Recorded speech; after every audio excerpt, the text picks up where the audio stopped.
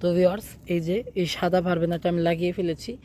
আর লাগানোর পদ্ধতি দেখে আপনারা অবশ্যই বুঝতে পারছেন যে এর গোড়াটা উঁচু থাকবে এবং সাইডগুলো নিচু থাকবে।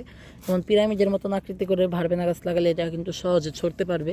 ঠিক একইভাবে আমি এই ভার্বেনাটাও লাগাবো। এই লালটা, এটার কিন্তু চারা তোলা হয়ে গেছে। এখন আমি এটাকে তুলে লাগিয়ে দেব। আমার আরেকটা টব রেডি করা আছে। আমি এরকম ছড়ানো আর টব পাইনি, তাই এই টবটাতেই লাগাতে হচ্ছে আমাকে গাছটা। তো যা হয়েছে তাতেই আমি লাগাবো গাছটা এখন। আর এর টবের গোড়ায় এর প্যাকেটে যে মাটিটা ছিল সেটাই দেওয়ার চেষ্টা করব। আপনাদেরকে এই কথাটা আমি আগের কোনো ভিডিওতেই বলিনি। কিনে আনার সময় টবে যে মাটিটা থাকবে, মানে গাছের গোড়ায় যে মাটিটা থাকবে, সেই মাটিটাই কিন্তু ফেলবেন না, সেই মাটিটাই দেওয়ার চেষ্টা করবেন গাছের গোড়ার দিকটায়।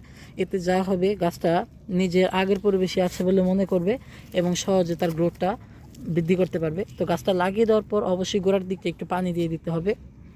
তো ভিউয়ার্স, দেখতে পাচ্ছেন লাগানো হয়ে গেছে।